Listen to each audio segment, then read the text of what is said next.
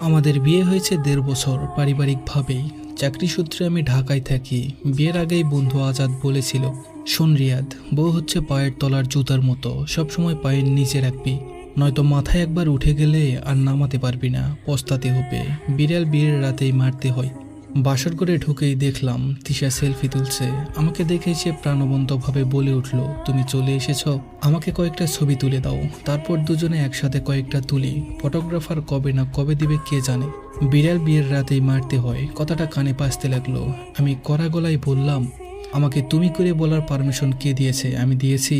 তিশা থতমত হয়ে বলল, আমাদের তো বিয়ে হয়ে গেছে, তাই ভাবলাম। তার কথা শেষ করতে দিলাম না, চুপ বলে চিৎকার করে উঠলাম, বিয়ের রাতেই সেলফি? তাহলে কি এখন যেটা করব সেটা ভিডিও করে রাখবি তুই? আমি ওর ফোনটা ছুঁড়ে ফেলে ওর শাড়ি চুরি খুলতে লাগলাম। ও যখন ব্যথায় চেঁচিয়ে উঠেছিল তখন মনে মনে বিড়বিড় করছিলাম, বাহ, বিড়াল মেরে দিয়েছি। ওর সোশ্যাল মিডিয়া ব্যবহার বন্ধ করে বাটন ফোন কিনে দিয়েছি। ডিশ লাইন আছে, টিভি দেখবে, সমস্যা কি? বছরে 2 বার বাপের বাড়িতে যাই, আমি নিয়ে যাই, 2-1 দিন থেকে ফেরত আসে। শপিং আমি করে দিই, লিস্ট করে রাখতে বলি, সে অনুযায়ী নিয়ে আসি, অর্থাৎ সে আমার পায়ের তলাতেই আছে। তবে আজকাল বাসায় ফিরতে কেমন যেন অস্বস্তি লাগে, ভুতুরে বাড়ির মতো চুপচাপ। একটা রুমের লাইট জ্বালিয়ে দিশা বসে থাকে।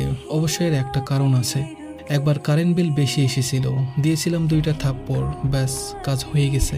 পরদিন অফিসের জরুরি একটা কাগজ খুঁজতে খুঁজতে একটা মেডিকেল রিপোর্ট পেলাম, সাথে প্রেসক্রিপশন সহ বেশ কিছু কাগজপত্র। আমার মাথা ঘুরে গেল।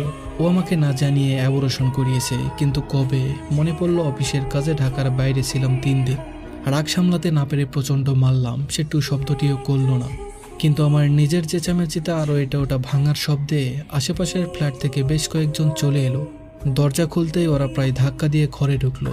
পাশের ফ্ল্যাটের জাকির ভাই রাগে কাঁপতে কাঁপতে বললেন, আপনি মানুষ নাকি জানোয়ার? তিশা তখন প্রায় অচেতন, তাকে হসপিটালে ওরাই নিয়ে গেল, আমি বাড়িতেই ছিলাম। সকালে শুনলাম ওর বাড়ির লোকজন নাকি চলে এসেছে।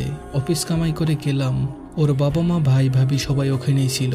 আমি বললাম, আপনাদের মেয়েকে বাড়িতে নিয়ে যান, ওকে তালাক দিব, কাগজ পেয়ে যাবেন, তার তালাকের কারণ এটাই।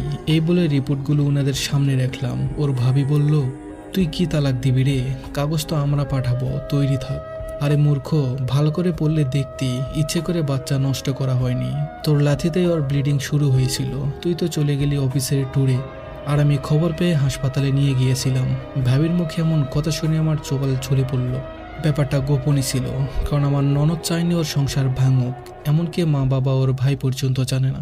এমন সময় পুলিশ এসে উপস্থিত। নারী নির্যাতন মামলায় আমাকে ধরে নিয়ে যাওয়া হলো। অনেক ধরাধরি, উকিল, টাকা পয়সা খরচ করে 8 মাস পর রেহাই পেলাম। ভাগ্যিস টাকার উপর দিয়ে গেছে, নয়তো 325 না কত যেন ধারা অনুযায়ী নাকি 7 বছর পর্যন্ত কারাদণ্ড হতো আমার। চাকরিটা নেই এটা বলা বাহুল্য। নিজের গ্রামে ফিরে গেলাম, সময় কাটে না। সেই বাল্যবন্ধু আজাদ যে বলেছিল বউ পায়ের জুতো, তার বাড়িতে গেলাম একদিন। আমাকে দেখেই সে বলল, আরে দোস্ত, কেমন আছিস, আয় আয়। আমি ভিতরে ঢুকলাম, সুন্দর সাজানো ঘর। সে তার বউকে বলল, এই রিমি, দেখো কে এসেছে। ওর বউ বলল, আরে রিয়াদ ভাই, আপনি এতদিন পর? বললাম, এই তো, আপনারা ভালো আছেন? বলল, জি ভালো আছি। আর আজাদকে বলল, আজাদ, তোমাকে না কাল থেকে বলছি, দিনই শেষ, এখন ভাইকে চা দিব কি করে? তুমি এখনই গিয়ে নিয়ে আসবা, এক্ষুনি। আজাদ বলল, আরে বাবা, যাচ্ছি যাচ্ছি। টাকা নিয়ে আজাদ হাসতে হাসতে বেরিয়ে গেল। কি সুন্দর সংসার, পায়ের জুতো, সুন্দর সংসার। আমার মাথায় ঘুরতে লাগলো।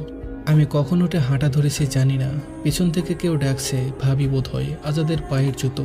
এরপর বাড়ি থেকে অনেক মেয়ে দেখা হলো আমার জন্য। সবাই খোঁজখবর নিয়ে ফিরে যায়, আর চেষ্টা করে লাভ নেই, তাই ঢাকায় ফিরে এলাম।